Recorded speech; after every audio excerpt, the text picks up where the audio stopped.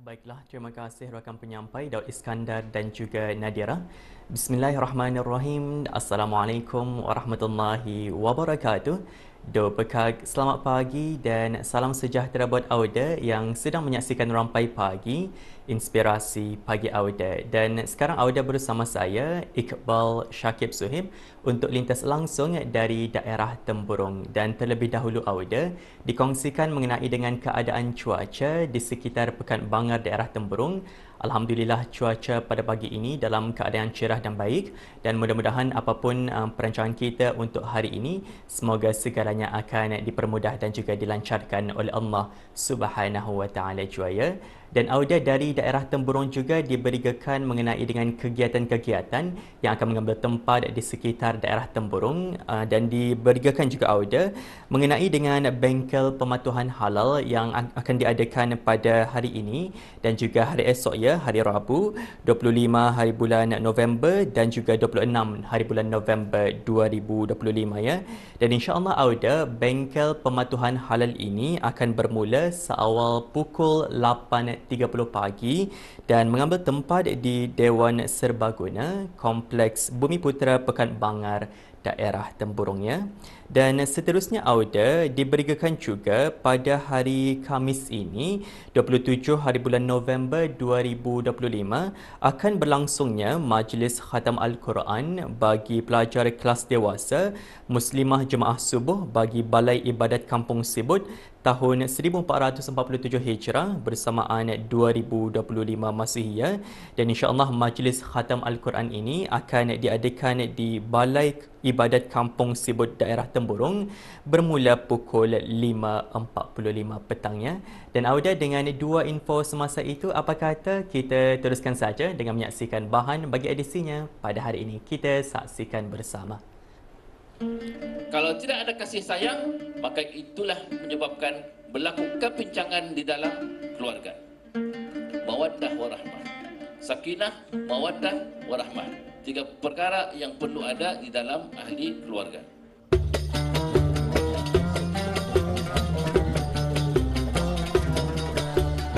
Nilai wasatiyah secara umum merujuk kepada prinsip kesederhanaan, keseimbangan dan keadilan dalam setiap aspek kehidupan.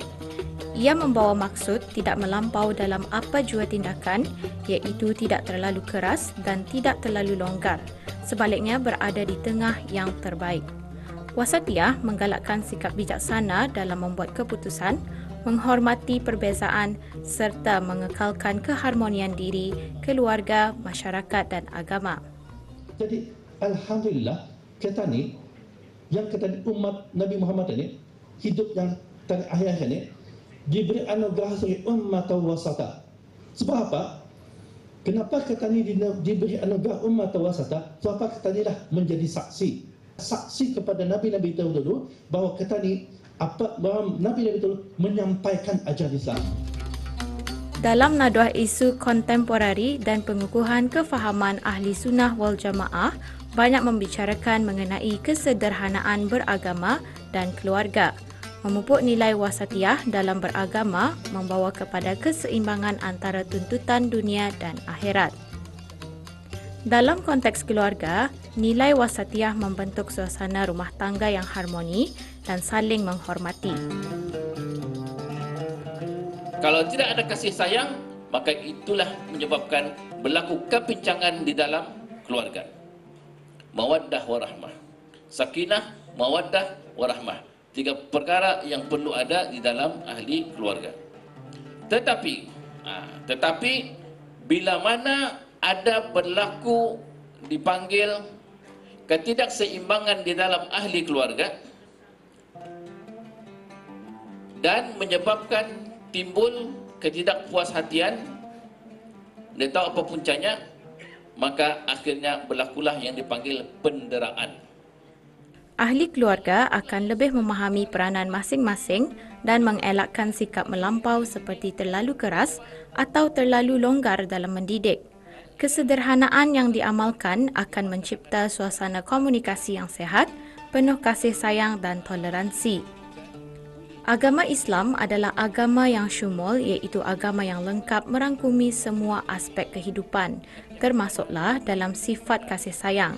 Kasih sayang adalah fitrah semula jadi yang Allah Subhanahu Wa Taala kurniakan dalam naluri setiap insan.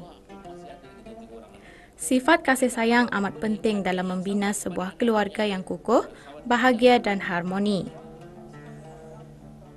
Wasatiyah juga memupuk sifat bertanggungjawab dalam mengurus keperluan agama dan kehidupan harian. Ia mengajar agar tidak membebankan diri atau keluarga dengan tuntutan yang berlebihan. Sebaliknya, memastikan setiap kewajipan ditunaikan mengikut kemampuan.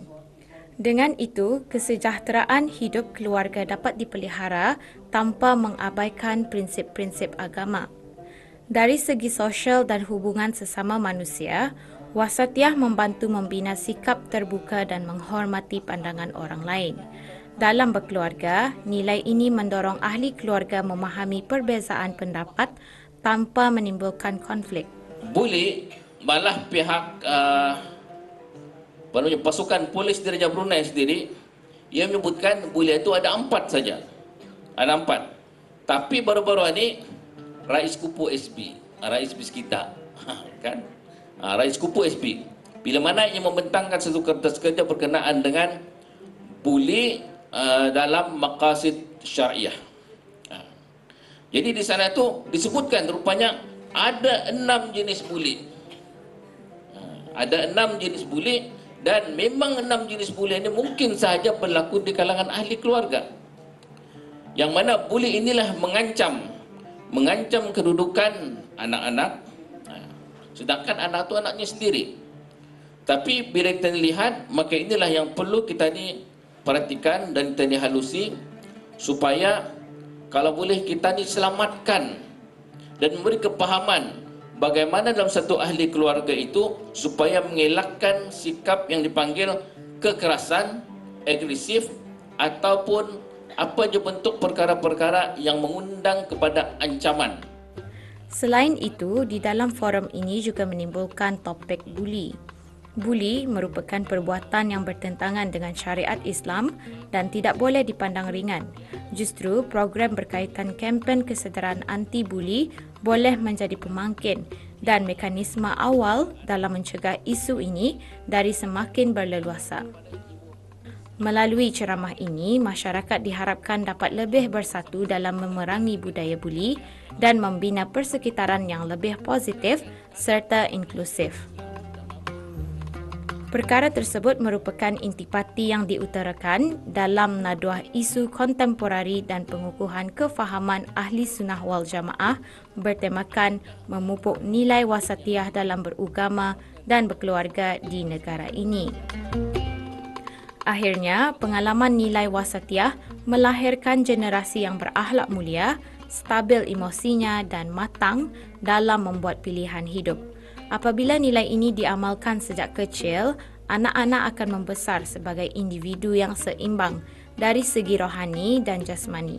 Ia bukan sahaja mengukuhkan institusi keluarga, malah turut menyumbang kepada kesejahteraan masyarakat dan negara secara keseluruhannya.